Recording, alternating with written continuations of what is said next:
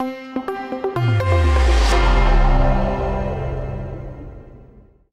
Mario Jareb is one of the most distinguished historians of Croatia and a long-standing member of the Hrvatski Institute of History, the Croatian Institute for History. I should add also that he is not only a specialist on the period of the Second World War and the post-war, but also has been an enormous help to me in conceiving the whole of this conference. So thank you very much.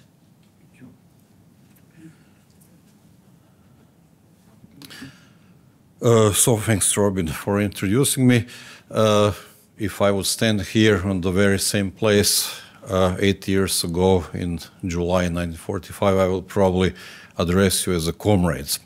But fortunately, we are in 2025 and I can proceed freely with ladies and gentlemen. So I'm going to tell something about media and propaganda, Yugoslav media and propaganda, or Yugoslav communist media propaganda, actually during and after the Second World War,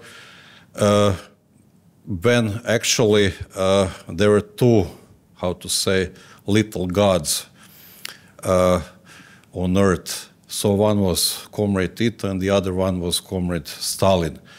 If you read some works on, let's say, Yugoslav media at that time, you would probably hear a lot about or read a lot about how Comrade Tito was treated, but usually in such works the term Stalin, Soviet Union, the first country of socialism is omitted. So in a way I would like to remind you on what was really going on in media and propaganda, let's say from the beginning of the Second World War to 1948. So for all of us, I would say it's a fact that Yugoslavia belonged to that Eastern Soviet bloc before the resolution of Cominform in 1948. But as I said, for media propaganda, in many actually works, studies, you wouldn't find much about that. You know, usually they refer to heroic resistance of Comrade Tito to Stalin and his imperialistic and or whatever efforts to subjugate Yugoslavia. But actually, as I said, Stalin was a real god in Yugoslav media, and it's, I would say, important to say that. So, as Tito put it for many times before 1948, so for example, on October 21st, 1945, he said in one of his speeches that Yugoslavia has an alliance with the largest country in the world, the Soviet Union. This alliance, the indestructible brotherhood, was forged in a 4-year struggle. It is based on hundreds of thousands of victims, on the streams of blood of the peoples of the USSR and Yugoslavia. It is firmly cemented, and no power in the world can destroy it. It is an eternal brotherhood that enables us to peacefully build a better life here in the Slavic South, in Yugoslavia, in the new federal Yugoslavia, without any fear or danger of independence. This alliance is a firm guarantee that we will win in this field as well, and that we will succeed in the plans that the nations themselves have set. So, as I said, after the resolution of the Cominform in 1948, the alliance disappeared, and soon after that, the traces in the public that for years pointed to this indestructible brotherhood and the genius leader of the USSR, Generalissimus Stalin, disappeared. The USSR and Stalin not only disappeared from the public eye, except, of course, in their portrayal as a danger to Tito and Yugoslavia, but also the immediate past, marked by that brotherhood, and Stalin's role in it was changed. An emblematic example of such changes is one of the most famous Yugoslav partisan or communist songs written or created during the war. So it was Vladimir Nazor's Pjesma o pesti, or the song about the fist.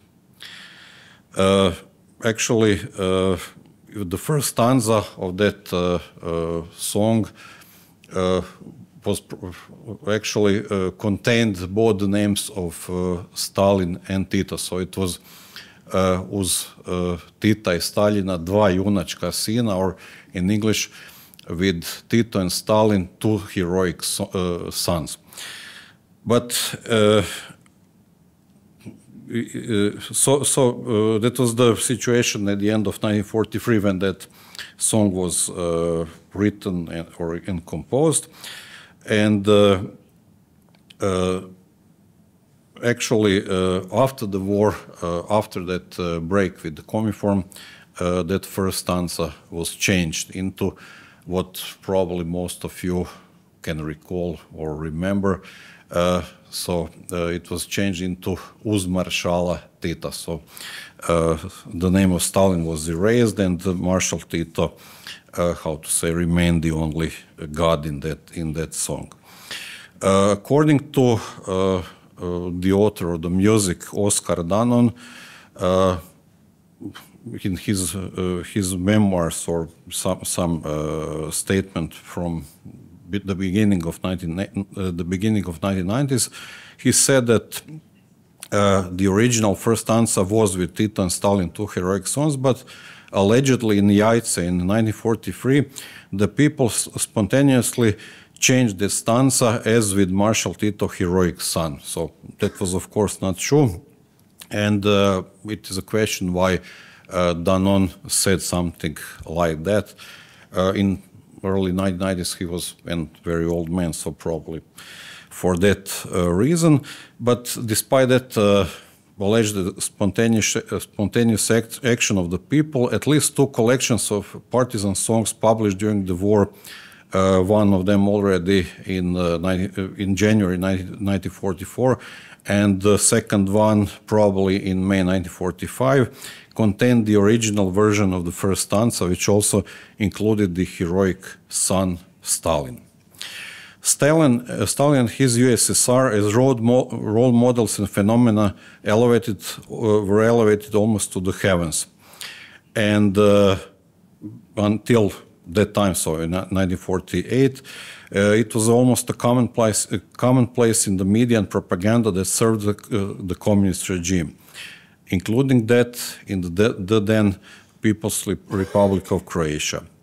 At the same time, we can examine the principles of propaganda established in this form when the Communist Party of Yugoslavia and the Communist Party of Croatia, as its part, which was founded in 1947, was a small illegal organization within the Kingdom of Yugoslavia. At that time, specifically in the period from 1937 to 1940, as Secretary General Josip Broz Tito pointed out at that time, the party issued numerous leaflets, proclamations, communiques, resolutions, and other press releases. The party's line for establishing friendly and diplomatic relations with the Soviet Union was consistently and persistently implemented through all the press. Later, when the Cvetković-Maček government had to do so under pressure from the masses, the creation of a pact on mutual assistance with the USSR was persistently demanded. Continuously and tirelessly, through the press and with the live word, the party educated its members and the peoples of Yugoslavia in deep faith, love, and loyalty to the Soviet Union. As the most advanced country, the country of socialism, and the selfless protector of small people, of small nations. This press waged a persistent struggle for the democratic rights of the people. A persistent campaign was waged against unpopular regimes, and the formation of a people's government was demanded. So Tito said that in 1940, but actually, even after the collapse of Yugoslavia, in 1941 and the emergence of the partisan movement, which was of course organized, led and fully controlled by the Communist Party of Yugoslavia, nothing actually has changed in that respect.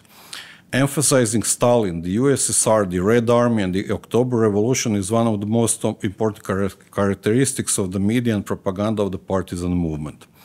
Among the many books and brochures of those considered thinkers of Marxism-Leninism, those of Stalin stood out.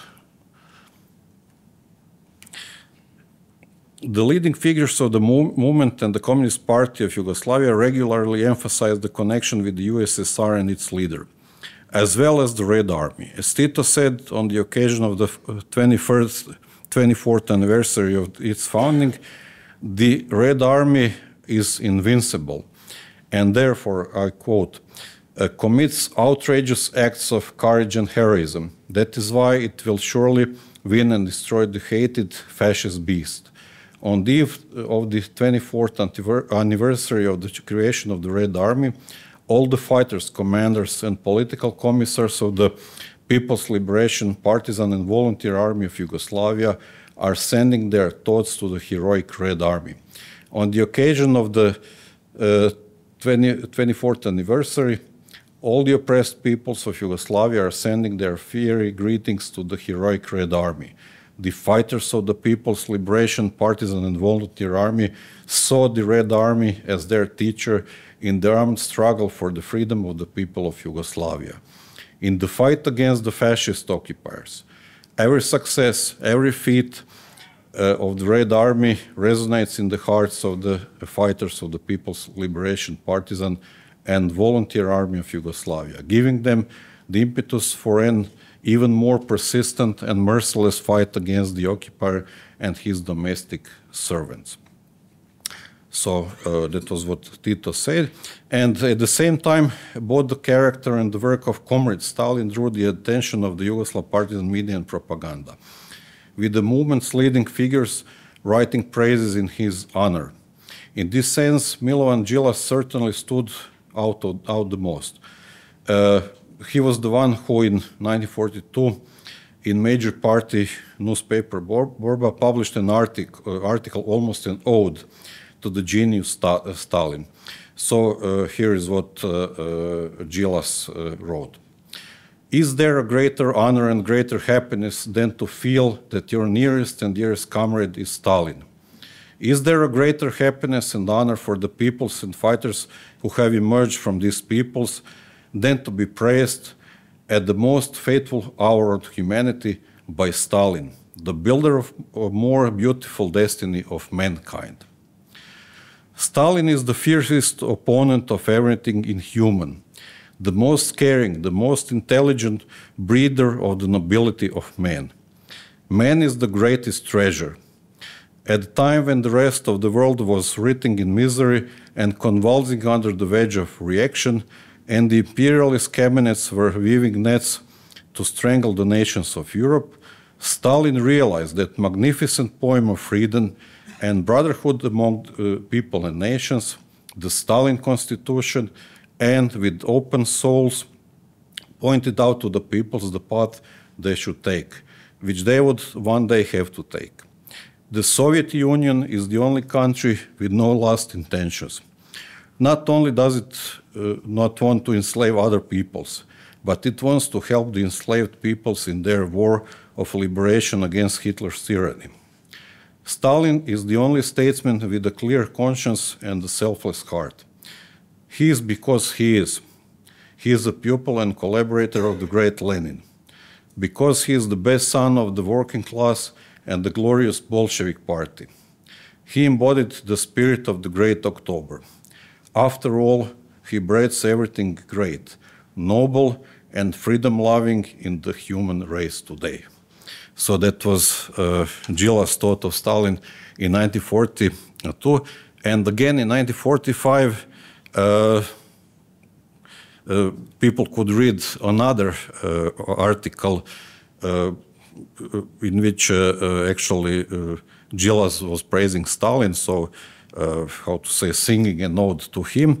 And in 1945, in the same manner, after meeting actually Stalin in April 1945 in Kremlin with the rest of Yugoslav delegation there, he wrote actually several pages, so I don't have time to read everything, although it would be very interesting to hear to that. But let me just read these.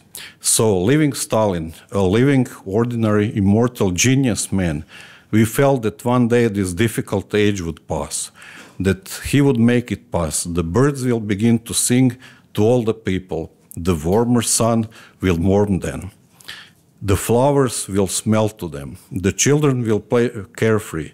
The scientists will sink into the silent, ineffable beauty of libraries and institutes. The writers will burn with the fire of creativity. Moreover, in all this, in the happiness of the people, in their love for each other, there will be Stalin. Everyone will sing about him and rejoicing in life and boundless human happiness among people and in nature. People will rejoice in him. For the common man, Stalin is immortal, as immortal and eternal human progress is. For he led humanity in the fateful days, together with Lenin and after Lenin's death, along the same path without hesitation or wandering. Far forward towards victory, towards peace and happiness, the eternal sleep of those who work and suffer. So let me finish with Gilas and proceed with something else. Actually, I need to say that during the war, and actually immediately after the war, in Yugoslav press and in media in general, you could find also something on Western allies who were actually supporting Yugoslav partisans and Yugoslavia during the war. So they had to say something about them. But actually, if you compare the words about or wording about Western allies and about Stalin, first of all, articles and some other texts about Stalin, Soviet Union, papers and leaflets and books were filled with contributions like that. So those on Western allies were not very often published in media as those on Soviet Union, and also they were usually shorter, pretty formal. Okay, we thank you for giving us weapons, but actually we don't care much about you. And the interesting is that at the same time, communist leadership actually, it's possible to say, treated them as enemies. So it's interesting to mention that already in 1945, Yugoslav communists were given some instructions by leading Yugoslav communist Edvard Kardelj. So Bogdan Radica, I would call him the first Croatian dissident, already published in 1946 some of these instructions, and Radica quoted Kardelj. So what Kardelj said was, we have made certain concessions to the capitalist world in order to gain time. But when the hour strikes, we must be ready to pass to the offensive. The proletarian revolution is on the march. It is linked to the Soviet Union through agreements of mutual political and economic assistance. It is creating, as Stalin has said, a union of all of the many parts of the revolution in Poland, in Romania, in Bulgaria, perhaps in Italy, into one system. That revolutionary system will go into frontal attack against the imperialistic system. So this is what they really thought about Western allies. So let me actually come to an end. So with the end of the war, the glorification of Stalin and the USSR continued. Now given the monopoly that the Communist Party of Yugoslavia gained by winning the war, to a greater extent, the press, films, radio shows, books, brochures, as well as numerous textbooks and messages about the ingenious Soviet leader and the first socialist country were transmitted to every inhabitant of the restored Yugoslavia.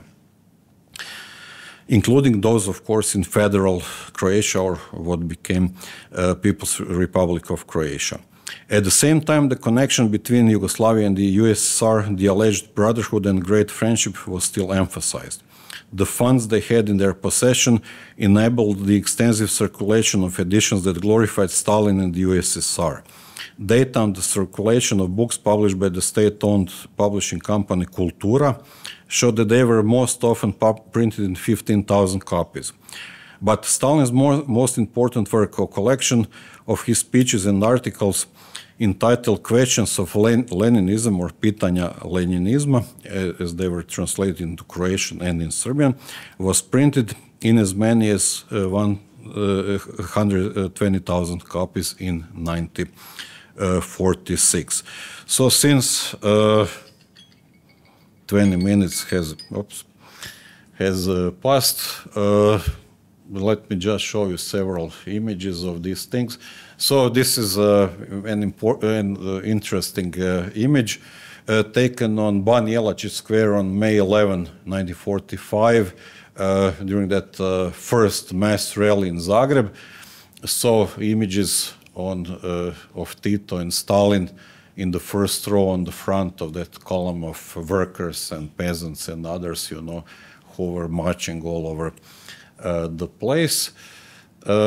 And some of these books and other materials that were published, you know, before 1948. So there are so many of them showing how much attention, you know, was put on promoting or propagating Stalin and the USSR.